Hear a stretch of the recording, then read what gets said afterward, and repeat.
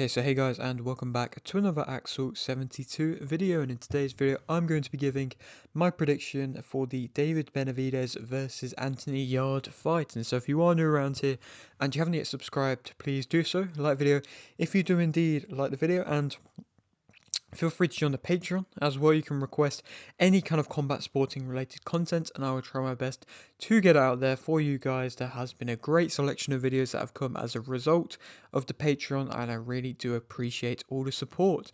Let's get straight into this one though, and this is truly a monster of a card with so many elite level names on it, with Riyadh Season, Ring Magazine, His Excellency really pulling through to make this an excellent card. I mean, just to have, the likes of a Vito Malnicki Jr., who was just headlining a top rank event on a, such a low down of a main event is just, pretty crazy in itself, let alone the guys like Devin Haney not main eventing, and, Bam Rodriguez not main eventing, and Brian Norman Jr. not main eventing. It's crazy. It's a monster of a card, like I say, and I mean, it's surprising that them elite level names aren't bothered about being the main event. Of course, they're getting paid very well, but again, His Excellency does seem to have such a complete control over the boxing world, and again, this card is evident of that. And I mean, it's got the main event, which is of course David Benavidez versus Anthony Yarde, which I think is definitely going to play out to be an entertaining contest. And then, of course, we've got Devin Haney, Brian Norman Jr., which is two, completely different styles, a complete clash of styles. And could either play to be a really entertaining fight or could be quite a boring fight. Again, we'll have to wait and see. Bam Rodriguez versus Martinez is a really good fight because this is a real opportunity for Bam Rodriguez to get himself, on a big stage, on a Ring Magazine world level stage, and to really show that he is a high level operator and to get a step closer to becoming undisputed. And then it's also got Sam Noakes versus Abdullah Mason as well, which is, a great contest. Two guys who at a similar stage in their career, and it's definitely a surprising opportunity and a surprising fight to happen, especially for a world title as well, that of the vacant WBO title. But yeah, like I say, we'll get straight into this and we'll start talking about the main event. So, like I say, this is David Benavidez, Anthony Yarde. I'm not really too sure what is happening with the light heavyweight division at the moment, because of course we saw Bivol and Beterbiev fight twice, and they were two excellent fights, and then Bivol seemed to not really want to fight Beterbiev, and then, well, for a trilogy, and then, but then he was still wanting and willing to vacate his WBC belt to then allow David Benavidez to be elevated from interim to full champion. So again, like I say, I'm not really too sure what's happening with that.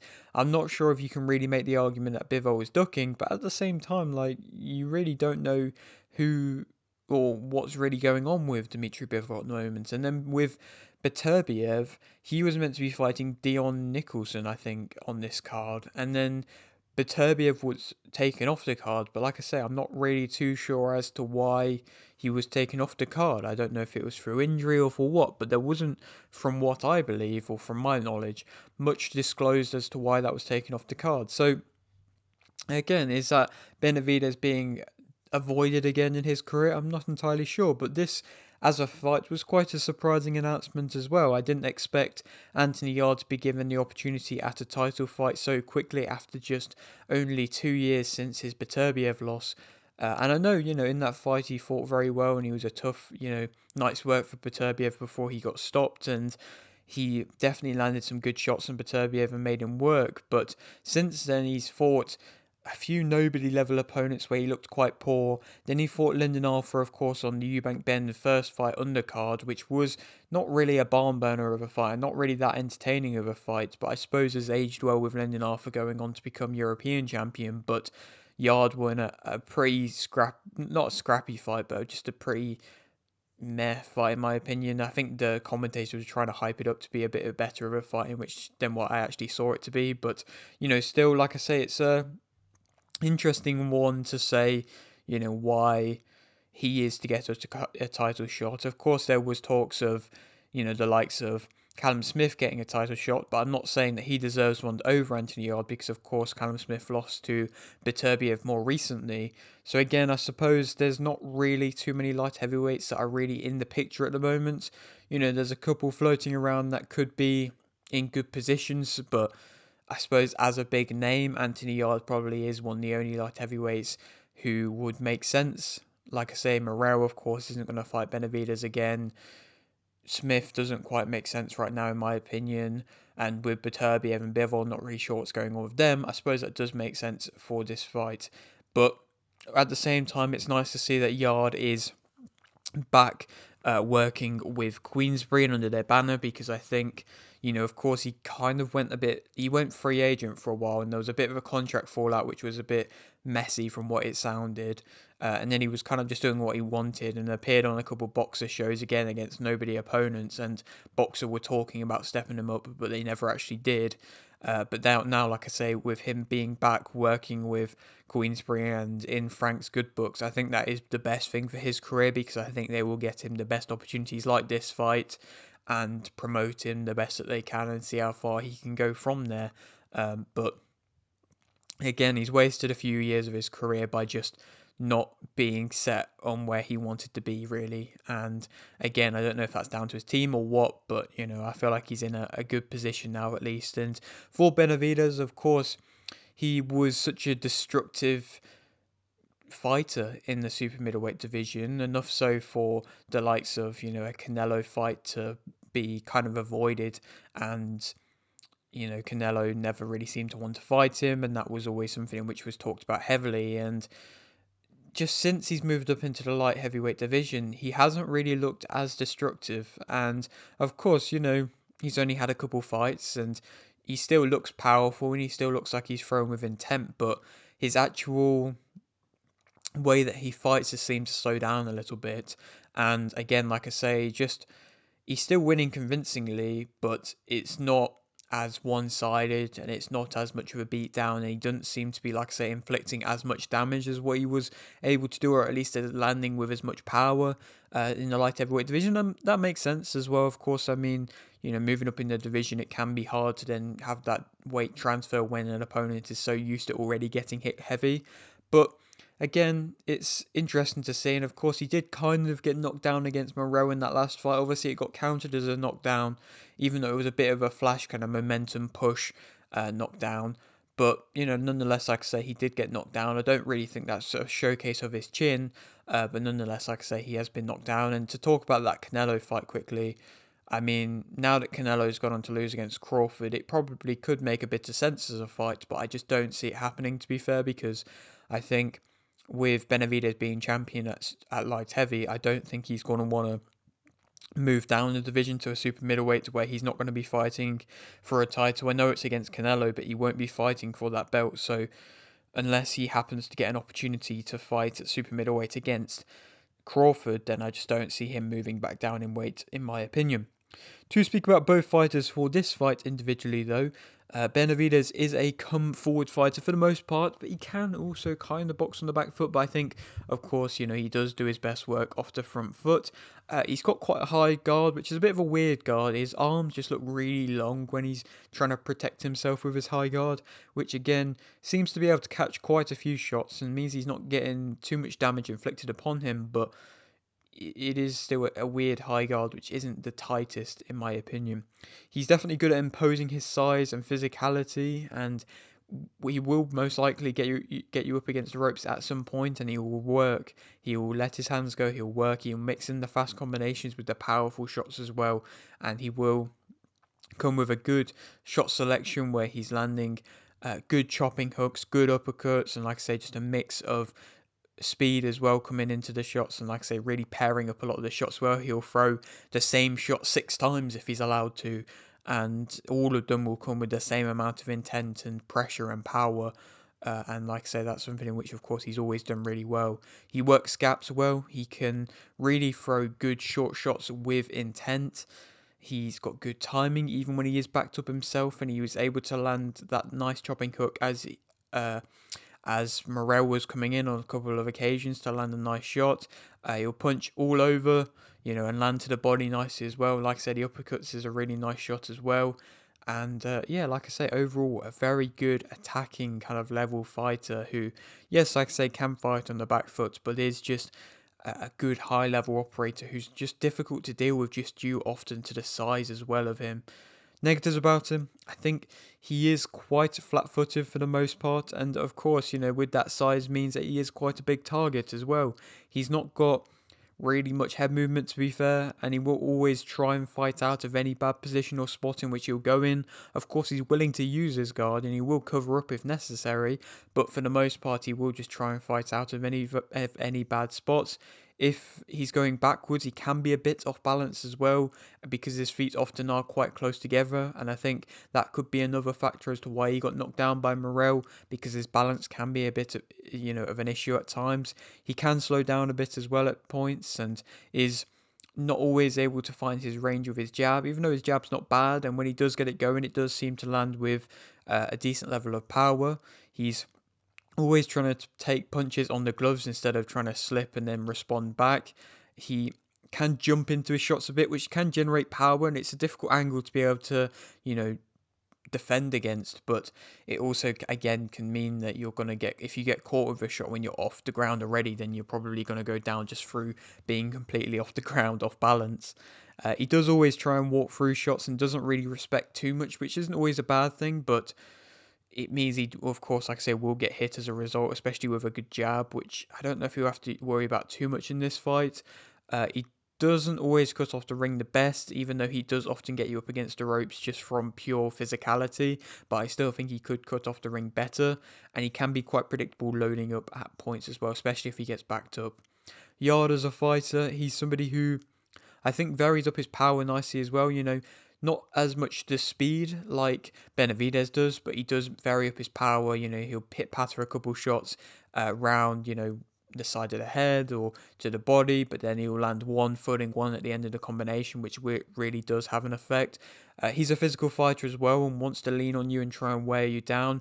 He's tough. I mean, of course, he did get stopped against Beterbiev, but he definitely could have been stopped worse. But he was tough. He grit his teeth, and in the end, the corner just came in and kind of saved him to an extent. He works off his short shots well, again, similarly in that extent to Benavidez. Another reason as to why this fight probably could be quite entertaining. He punches over your guard and is able to kind of chop you away on the ropes and find the openings and not really force the stoppage when he gets you on the ropes, and like I said, just continually chopping away. And that's what he was doing nicely in all of the Lyndon Arthur fights. Well, the first and the second and the third, I mean. He's willing to bring the fight. He's not got bad timing himself, catching you coming over the front foot, then kind of he'll move off after catching you, which is what he was doing quite nicely against Beterbiev himself. So if he does get backed up, it will be interesting to see if he gets his timing down on somebody like Benavidez, who can be timed, and I think he is more willing to move his head off the line than that of Benavidez. Negatives about him, I think it's obvious that he has to be up for the fight. Of course, he's definitely going to be up for this one, so again, that's not really something that is much of a problem, but I think that is evident in his fights because he can coast. He doesn't always look to change gear. He can seem a bit too comfortable and too relaxed, but then at times when there's a big fight, he can feel or look a bit tense. Again, it's varying. He can either look really relaxed when he's fighting these nobody level opponents, but then when he's fighting Beterbiev, you can see the tenseness in his body. He isn't always able to get his jab through, and he can be out jabbed. I think that was the main success in which Lyndon Arthur was able to have against him. He can be made to smother, and he can smother his own work a bit as well. He can sit on the ropes a bit at times loading up, and he has been, of course, in my opinion, the more visibly hurt out of the two of these. And he does have spells where he doesn't throw a lot and he can just, like I say, cruise a little bit, and definitely does admire his work. He can be walked onto his shots himself and tries to be slipping with his Philly shell, but often that does lead to him getting caught with big overhands, which is something in which, again, Beterbiev was able to land nicely upon him, and Beterbiev was also turning him nicely whenever he tried to force him back. Yarde Beterbiev would then just spin him and turn him, and that would be a really nice way to get out of any kind of bad position in which Beterbiev was in. Don't know if, I've seen Benavidez do that too much, but again, with the knowledge in which Benavidez has had fighting at a high level, maybe he might be able to do that. Who do I think is going to win? I think that David Benavidez is going to be able to win. I think he's going to be able to win via TKO in round 8. I think Yarde inevitably is going to end up on the back foot. I think his timing might be able to catch Benavidez possibly coming in a bit at times, but I think Benavidez's pressure and the short shots in which he lands with more intent, I think will actually go out there and end up getting Yarde stopped. I think Yarde's going to try and be the tough guy in which he, tried to be against Beterbiev, and I think it's not quite going to work out for him. I think it's going to be a bit of a war where they're both throwing quite a lot, but I think, again, with Yarde's attempt at a Philly show and things like that, it's going to leave more openings, and Benavidez is going to be able to find them openings and chop through him. And yeah, I would like to see a vintage David Benavidez performance, and I believe it will be for this fight. And then, like I say, a nice TKO in round 8. And then who he goes on to fight, I mean, hopefully it's Bivol or Beterbiev. The only other possibility I suppose I could possibly see is there's a German heavyweight called Eifert who is IBF mandatory. If the IBF strip Bivol because of him not wanting to fight someone like Eifert, then David Benavidez could fight Eifert for the vacant title and try and snuffle up that as well. Possibly that could happen, but otherwise, hopefully, it's one of the actual big guys in Bivol or Beterbiev. Moving on to the co-main event now, and that is Devin Haney versus Brian Norman Jr. for the WBO World Welterweight title. This, in my opinion, is a really good fight and a really good matchup, and it's two high-level guys, and it's definitely a matchup in which I favour over what they were talking about making, which was Devin Haney versus Ryan Garcia. Of course, that was talked about before the whole Times Square card, and if Ryan Garcia had gone and, beaten up on Rolly Romero, then I definitely would have wanted to see that rematch. But, of course that didn't happen. He went on to lose, and so, like I say, I would much prefer to have seen this fight. And I think this fight is really going to have some serious questions for both fighters to answer coming into it. And I think with Haney, I mean, I think an obvious question is Haney's chin good? I mean, he didn't really take any kind of punishment against um, Ramirez, and he was able to pretty much just do what he wanted and just run around the whole time. But of course, he hasn't really taken a good, powerful shot since the Garcia fight. And Norman Jr. is the more natural welterweight, and he's a powerful guy who's been knocking out his opponents. Of course, not at the same level of Devin Haney, but still been knocking out his opponents. And of course, will Haney's chin be able to withstand a big chopping hook from the likes of a Brian Norman Jr.? And of course, I think this is definitely going to answer how good Brian Norman Jr. actually is. I mean, with a lot of these top ranked fighters, you don't see them getting the biggest or the best opportunities whilst they are champion. I mean, it takes often a long time before they actually do get a big fight unless His Excellency gets involved. And of course, that's happened here. But Brian Norman Jr., of course, fought Santillan and got a good win there, and that was probably the biggest name on his resume. But then since then, he's fought Cuevas and Sasaki, and then not really the biggest of names. And of course, he's been able to make easy work of them, but can he make easy work of the likes of Devin Haney? And if he can't, how's he going to be able to deal with things? Of course, Devin Haney is so used to going the full 12 round distance, the amount of times in which he's done it in his career is a lot. So Devin Haney's going to be a lot more used to it than the likes of Brian Norman Jr. So it will be interesting to see what happens if it does go into the later rounds. And I mean, of course, they both come in very confident. They talk, both of them, a good talk. So they're going to both have to back it up for this fight. Coming back from the no contest against Garcia, of course, Haney went on to fight in that Times Square card against Jose Ramirez, where, I mean, to an extent, he looked good, but he did have one of the lowest shot percentage outputs of pretty much any fighter and looked to be so defensive. But of course, Ramirez wasn't good enough to close the ring and land much on him. So you do have to give Haney the credit to be so evasive and so difficult to land on. But like I say, it was just such a strange performance where you just can't really gather much, because I think any fighter with Haney's ability could just move side to side the entire fight and it'd be an easy fight. So I'm sure, Brian Norman Jr. could do that if he wanted to and probably have an easy fight against Jose Ramirez, but he doesn't want to. And again, is there a hesitancy creeping in with Devin Haney at the moment since that Garcia fight and since how bad he got hurt in that fight? Again, is he maybe getting a bit of fear as well? And can he also outmaneuver Norman Jr. in that way? Because, I mean, Jose Ramirez, to be fair, he was coming off a loss coming into that fight against, I think it was Arnold Barboza. And then, he was never really one of the biggest names, and he looked a bit of a shell of himself anyway, and he's not really what he used to be to an extent anyway. And yeah, it was just a strange fight in which nobody was really too excited for a Haney fight. Of course, he did kind of need a comeback to get his confidence back up, but is that going to have done much for his confidence? I mean, it's shown that he can just run around for the entire fight, but again, he could have done that in the first Garcia fight and probably had a bit more success. Again, it's weird, and will Haney actually be reluctant to throw again? And like I say, will Norman Jr. be able to cut off the ring enough to be able to land his work? Of course, like I say, Norman Jr. was basically gifted his world title after Crawford moved up in weight, and like I say, he's had two good KO victories against Cuevas and Sasaki. Sasaki's one being in Japan last time out, which was good to see. Norman Jr. at least getting an away fighter to an extent experience, but of course the Japanese fans always very respectful. But of course, like I say, neither of them are at the level of Haney. I do really like the angles, the power, and the speed in which Norman Jr. has, and he will be able to probably display that, and I hope he's going to be able to display that enough to actually be able to land a couple nice shots on Devin Haney.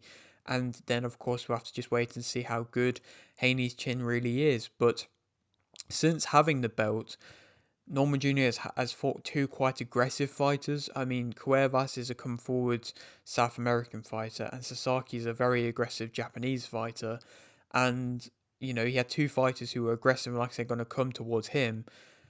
But Haney's not going to do that. And it will be interesting to see which way the judges will lean if it's a close fight, and if the judges will be as accepting of Haney if he's just going to run around and try and jab his way to a win. If Norman Jr. is actually applying pressure and actually trying to land a couple more things, will they prefer Norman's aggressiveness? I don't know.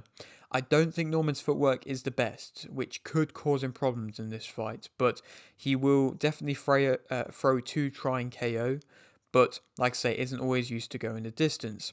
Haney, he could just be jabbing the whole fight and trying to look to avoid any kind of action.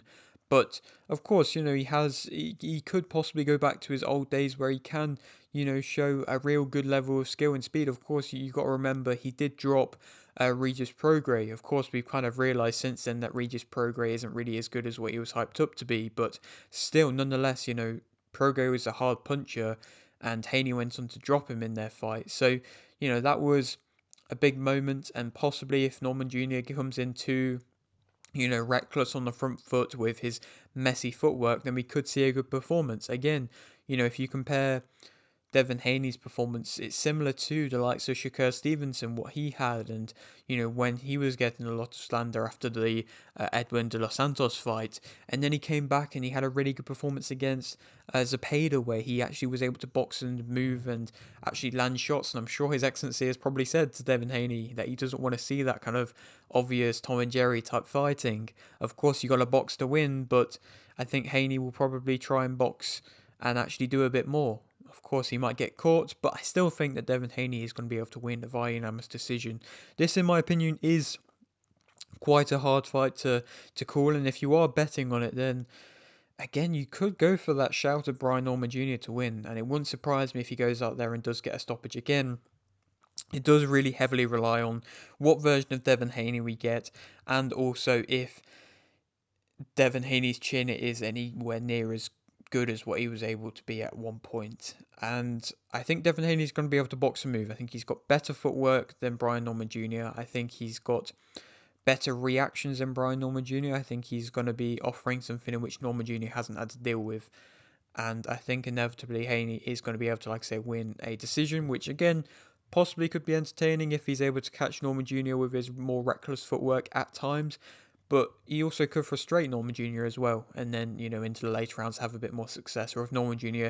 tires himself out loading too much on punches as well, then he could have success. So again, like I say, a Devin Haney unanimous decision is what I'm going for. And then who he can fight next? I mean, Jack Catterall's ranked really highly, but I don't know if many people really want to see that fight because I doubt that would be the most entertaining on paper. Rolly Romero, I think, is a really good fight. Of course, he's champion now. I mean, there's still talks of the Garcia one again. Possibly that could happen, but it wouldn't surprise me if Garcia goes a different route, to be fair, and tries to find an easier way back to a title shot. Moving on now to speak about Jesse Rodriguez versus Fernando Martinez for, of course, the WBC, WBO, and WBA World Super Flyweight titles. And like I say, I do really like this route in which Matchroom are going with Rodriguez. It seems, very easy to get the matchups made with the other champions for Rodriguez. Of course, you know there was four champions at one point not that long ago in the super flyweight division before Rodriguez went to take out Cafu, and again, like I say, he's now made it pretty easy to be able to go out there and get the matchups in which he wanted, and that's because all the other champions have not really got a big promotion or a big backing, and so Eddie Hearn's pretty much gone and just given him a good contract, which is probably better than what they've all ever had before. And again, they've kind of just been willing to accept it and willing to take it. And I mean, Rodriguez, of course, fought against Cafu with this fight already being announced, which I mean, I'm never really a fan of, but Eddie Hearn has pretty much announced that he's going to be fighting kind of early summertime if he gets through this for the IBF title, which of course is being fought and contested between Willie Boulder Garcia, the current champion, and Kinshara Taraji on that big Nui Picasso on the card. So again, that could be a big fight there to be made between Taraji and Bam Rodriguez, and that probably would be one of the biggest fights in which Rodriguez has had in his career, alongside the likes of like a Juan Estrada.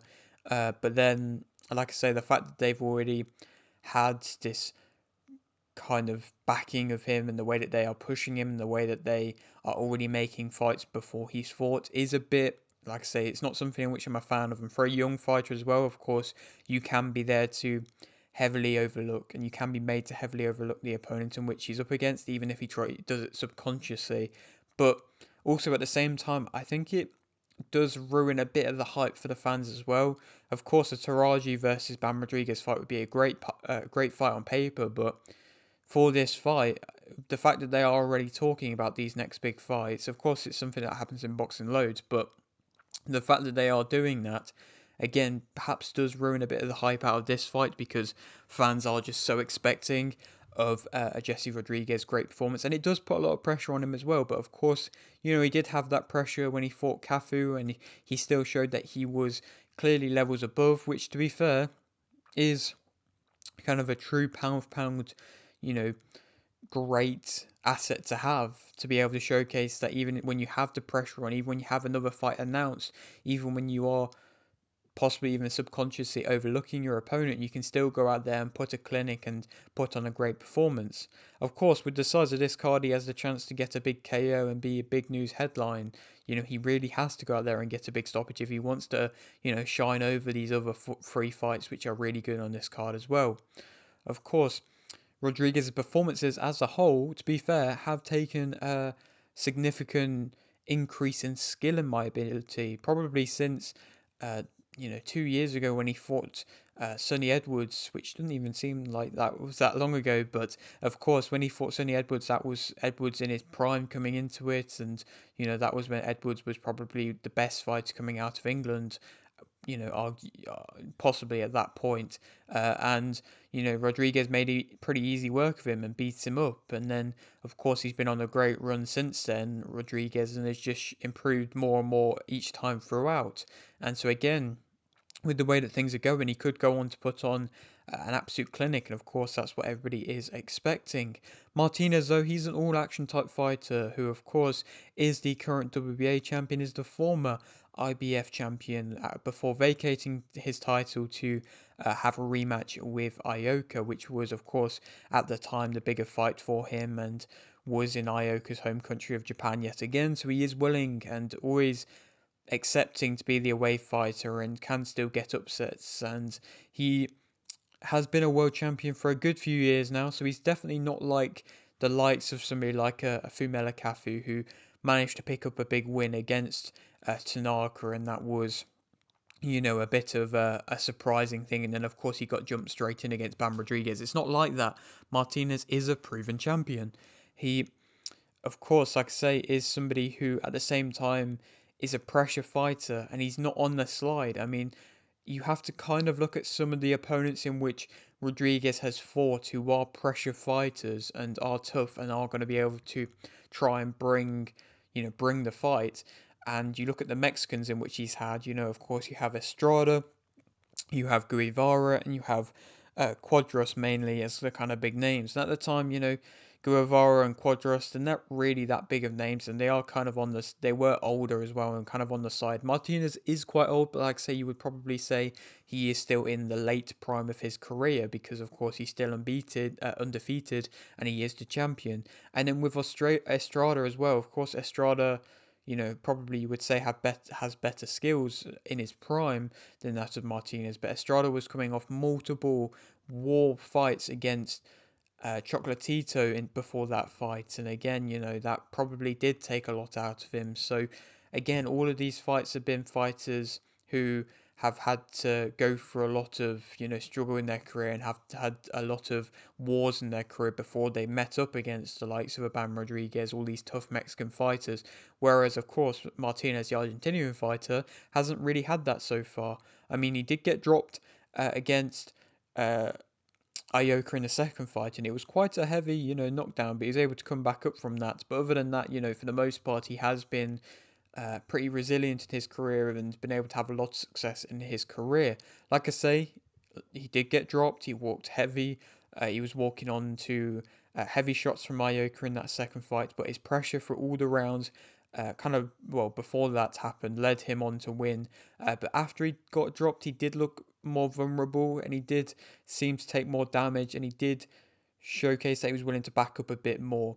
I do believe that Rodriguez is the much more skilled fighter out of the two, who won't get drawn into a firefight with Martinez, but he can't be too comfortable as Martinez will be aiming to punch every shot most likely through him. Who do I think is going to win this fight? I think that Jesse Van Rodriguez is going to be able to win. I think he's going to be able to win via KO in round 4.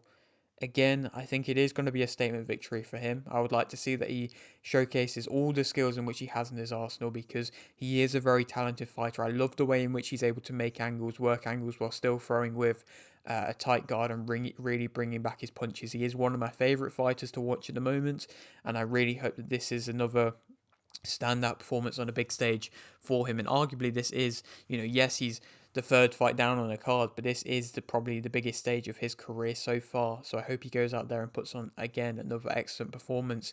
And with each fight, he's getting a better and better pound for pound slot. Obviously, he's not beating up the other big level pound for pound fighters just yet. But, possibly with a Taraji fight looming, if Taraji is able to get through Garcia, then that could be a big name there. But if not, then, they probably will still try and fight for the IBF belt, even if Garcia happens to win. Or possibly Chocolatito Gonzalez is still there if Rodriguez wants to pick off another 40-year-old name who's been a legend in the sport. But that would possibly be a bit sad to see, to be fair. So I don't know if I'm too much of a fan of that happening. So hopefully it's for Undisputed next if Rodriguez does win. Moving on now to the final fight in which I'm going to be speaking about on this card, and that is Sam Noakes versus Abdullah Mason for the vacant WBO World Lightweight title. This again was another surprising matchup to be made for me, like I've kind of already touched upon, and I didn't think either of their promoters, especially Top Rank, would be willing to allow such a young 21-year-old fighter in Abdullah Mason to jump into a world title fight so soon. So again, you would probably have to think that His Excellency had something heavily to do with it. And I think His Excellency has made Abdullah Mason a Riyadh season ambassador, so I think that probably is another reason as to why this fight is happening, because he wants to get Mason a world title fight quickly. But of course, it comes with a lot of risk with him being so young in his career. You would have to make the argument that Mason kind of is just reaping the rewards of Davis missing weight so badly, because if you remember, I mean, of course he is now fighting for the same belt that Davis, of course, got stripped of, and Mason is now, like I say, getting the opportunity to become a world champion as a result of that belt. But Mason also got put onto the main event slot with Davis not being allowed to fight, meaning he probably got his name out there more as a result, and he was, able to go out there and get a good stoppage last time out as well, and has probably showcased himself as probably the most exciting American prospect, or at least one of the most exciting American prospects.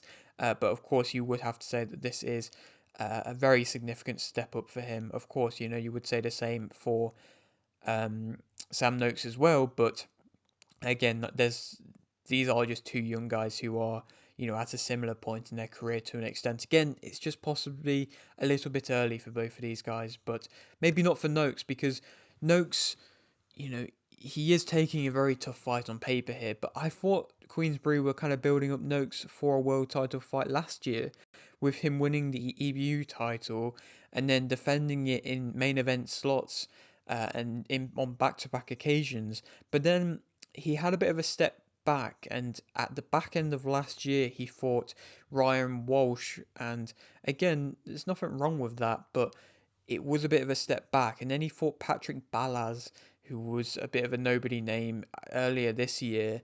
And I don't know if he was just waiting for opportunities and trying to keep busy, or if there just wasn't anything available for him. But again, it was just a bit of a surprising thing to just see him, like I say, start taking them steps back, when I felt like maybe if he'd have gone forwards a bit more and kept fighting for the European belt, or maybe pushed on for an interim world title fight, he could have been in a much better position in his career, with a lot better fighters' names on his resume than that of what Abdullah Mason has had at this point in his career.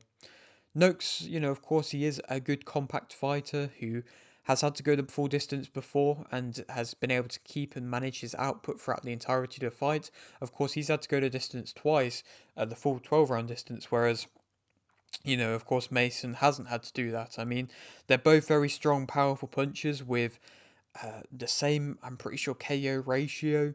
I think Noakes has got really good shot selection, but he also can be made to reach a bit more and isn't as reactive or fast, in my opinion, as Mason. Mason, of course, he has gone through that crazy 2 round fight against Vasquez, where he got dropped twice in the first round, but then went on to win via KO in round two in the second round. But Noakes hasn't had to take that much damage and hasn't taken as much damage. And I do think Mason is, I think, getting a bit more reckless through time, where he's thinking that he can just blitz through his opponents a bit more. So I don't know if I'd really recommend that style against Sam Noakes, because I think going into the later rounds, possibly that could tire you out a little bit. Who do I think is going to win this one? I'm actually going for the upset for this one. I'm going for Sam Noakes to be able to do it, and do it for the English boys, and get a late TKO in round 10. I think Mason is going to come out fast, looking sharp. Yes, he is a very skilled fighter, and I believe he probably will one day go on to fight for a world title and actually win, but I think this could be Sam Noakes' moment. I don't think Sam Noakes is the best fighter in the lightweight division at all, but I think he does have an opportunity here, and I believe he is going to be, like I said, the more well-experienced fighter going into the later rounds, who, like I say, can really manage a good output. He's tight and compact in his work. If he stays sharp, stays switched on, stays, locked in, and can deal with Mason's recklessness, I think Mason's chin could get tested as well again into the later rounds. And then Sam Noakes goes on to win via TKO in round 10. Again, it's a bit of a controversial thing to say and a bold take, but I'm going to go with it. And then who he can go on to fight? I mean, there's some big Queensberry nights in which could be made, with Cordina possibly as a name there. Of course, he's with Matchroom, but that could be made. Uh, Herrera is another name who's with Queensberry, that could be made as well. Chavez is an Argentinian fighter, I believe, who's undefeated and highly ranked. That could be made. I don't think that they would want to put him up against another champion anytime soon, because I'm sure, they're going to want to keep Sam Noakes as a champion for as long as they can and give him as much experience as a champion before he gets bumped up against any of the other champions. But nonetheless, like I say, I think he's going to do it. And yeah, that is it for today's video. Hope you did enjoy. Like the video if you did, like the video, subscribe if you're new, and thanks for watching.